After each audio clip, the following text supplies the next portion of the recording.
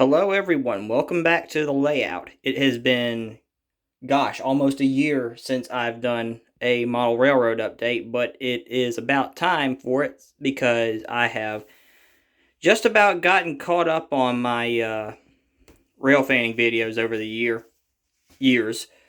Um, it just seems like April just started. I've gotten a few trains already, but really not enough to make a video by itself on, and I'm going to be busy for the next couple weeks. So I figured it'd be an appropriate time to do a model railroad video. And like I said, it's been almost a year, but I've gotten a good bit done. Um, we'll talk about these purchases later. But obviously you can see I have painted this foam board a brown color since last time I did it. And eventually I'm going to put grass and stuff like that down on it. And you're going to have to pardon my progress here. But made a mountain scene back here. And my train room's an absolute mess because I've got snowflakes from the foam board and spare parts every which way. But it's looking pretty good so far. There's a lot to talk about with this. But yeah, this is it. This is side number 1. And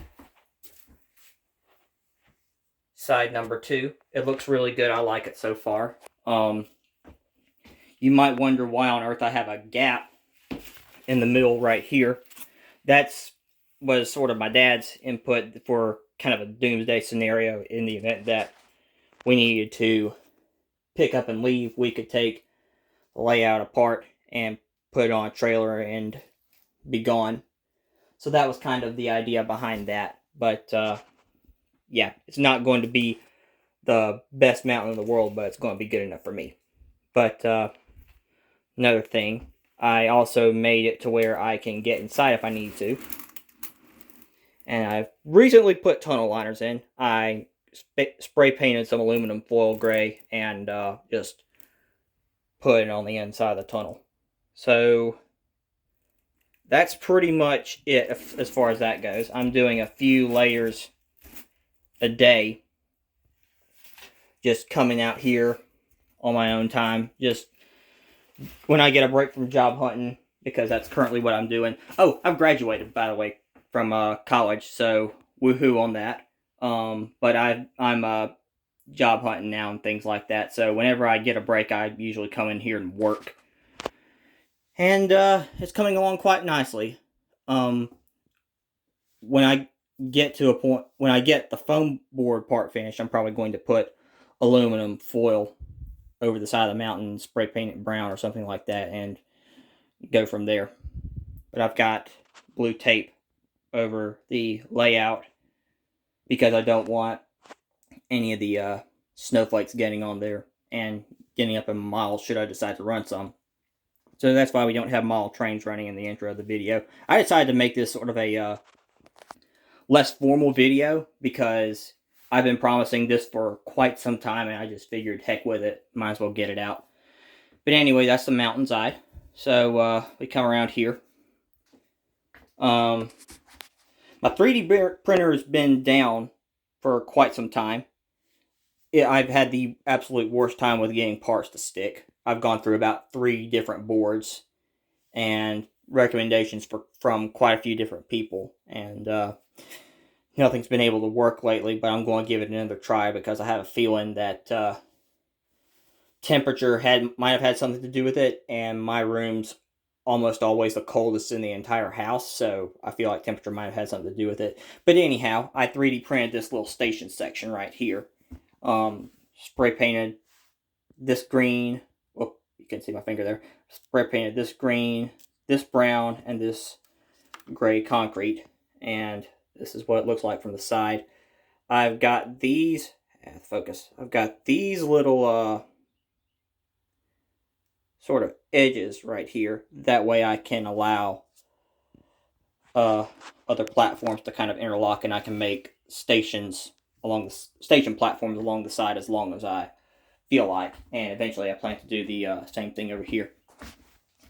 Also spray painted these gray to sort of simulate concrete or mimic concrete. I've also got to try and add a staircase here when I get the time. I probably can do that now. I've got so many spare parts lying around. Also, I guess another cool thing we can talk about before we get on the subject of purchases. I recently made these Trek warrant forms. It's a cool little thing I decided to do in the event that I do op sessions. But I made the logo in Microsoft Paint and the form in Microsoft Word. And I figured it'd be a cool little something to do. Just cause. To sort of make things more realistic, but at the same time be able to run whatever I want. So now we get on to new purchases. So these two were Christmas stuff. And on the left you see a Scale Trains Rock Island Rail covered hopper. And I use that as sort of a buffer car on my tanker trains. And on the right is an Intermountain boxcar that I will eventually use on my freight trains, my mixed freights. And I really like both of these cars. The one on the left-hand side looks good and is really, really, really detailed, what Scale Trains is kind of known for. And the Intermountain car is also good. Both of them come with metal wheels, so they glide along nice and easy. This one right here is kind of one I was kind of hoping to knock out of the park, but I kind of bungled it a bit. But anyhow, if any of you are familiar with Alabama Gulf Coast Railway, you'll know exactly what this is. This is AGR 445. It was one of 4 Florida East Coast GP40-2s, I believe, that Alabama Gulf Coast Railway bought from FEC when they first started out. Alabama Gulf Coast Railway is a Genesee and Wyoming owned regional railroad in my area. And I go up there from time to time to see what they're running, if I ever need a break from Norfolk Southern. But anyway, this was the only one of those 4 engines to... might have bought 5, I'm not sure. I forget. Actually, it probably was 5. This was the only one, anyway, to keep the Speedway lettering. And I patched it based on the few photographs I got it of the only time I saw it in Mobile. And it's got DCC sound. I basically did a hull swap with a Montana Rail Link GP40-2. But I kind of screwed it up because I didn't realize how old the hull was. I found this at the last train show that Swarm held before COVID hit, and I couldn't believe I found it, and I knew exactly what I wanted to do with it. I wanted to swap it out with a DCC sound engine, and here we go. It's programmed and ready to go, but of course I needed to swap the hulls out, and I didn't realize how old this particular one was. I want to say this was made around the 90s or the late 80s, or something like that. I could be horribly wrong. It was a dummy engine when I first got it. But anyhow, I didn't take into account that the 2 different models probably weren't compatible and they didn't fit right off. So I had to try to make the shell fit onto the newer model. And I made the mistake of gluing in my headlights before I realized that the hole didn't fit. And I was able to get the first 2 out successfully, but I dremeled on the backside and I ripped the 2 cords for the back light bulbs. So it's kind of been dead in the water for a bit. It's a little bit higher up towards the front. It doesn't fit super well, but it's just one of those things where if I ever get the time or the guts, I should say, to get back to working on it, I will, because for the longest point in time, I was so afraid I would screw something up again on this thing. I didn't want to work on it. But as soon as I get my lights from Athearn, I'll get back to work on it and hopefully have it ready. But anyway, let's see. I also smeared some paint on the other side, which is kind of upsetting. You've seen the conductor side, front, back, and give me a second.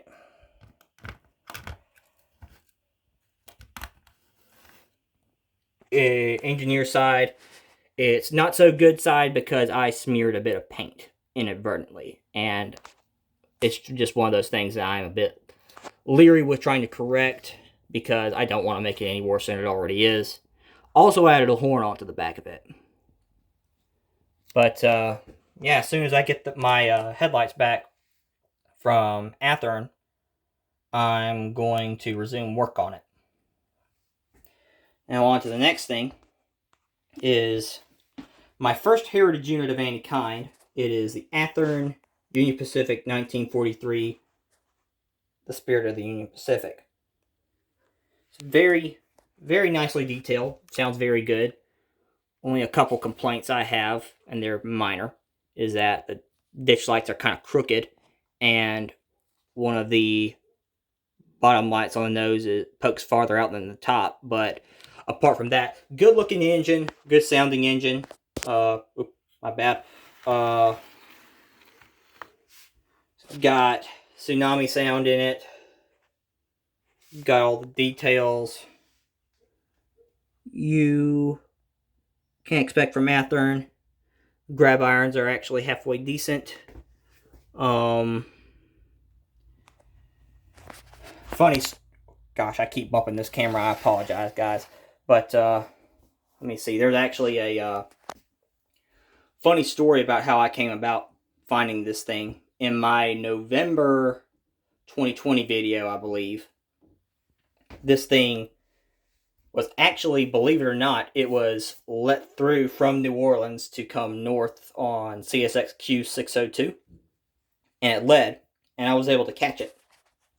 And a little while later, my buddy Daniel Southeth from Mobile was looking around online, and he found this thing on sale on, it was either HobbyLink or Train World. I forget the website right off.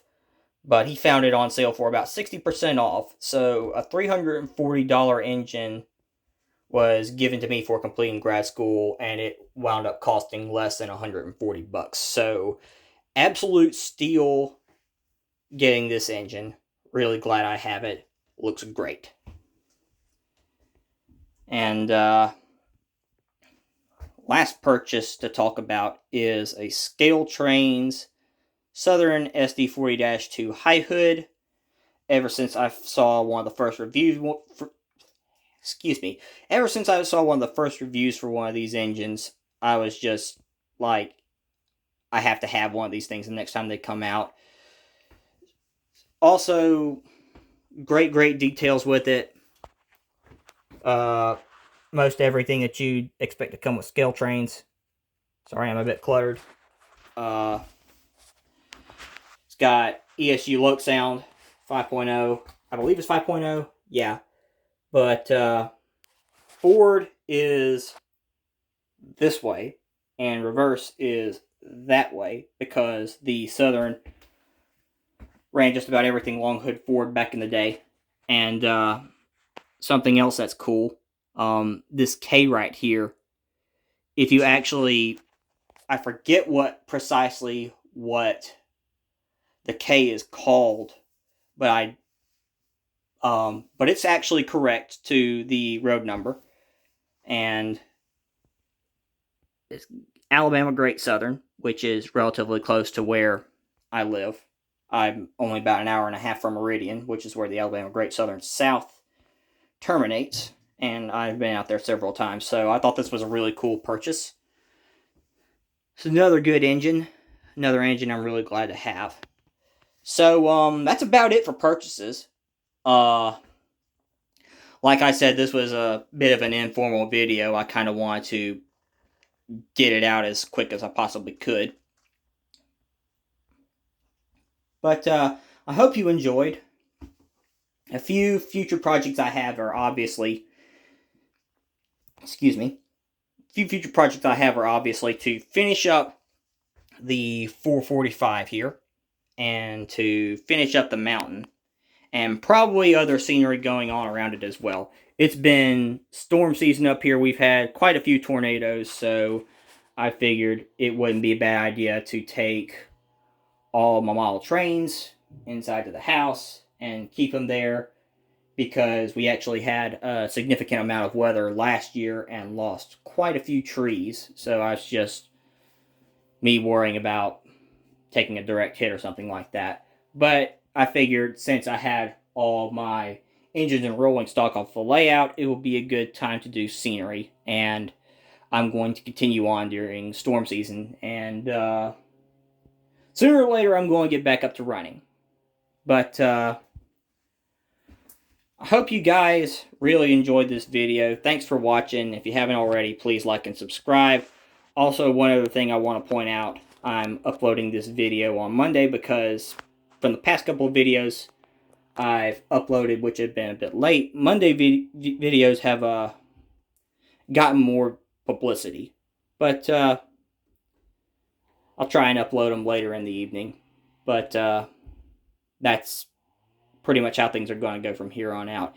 Anyhow, thanks for watching. Hope you enjoyed. Have a good one.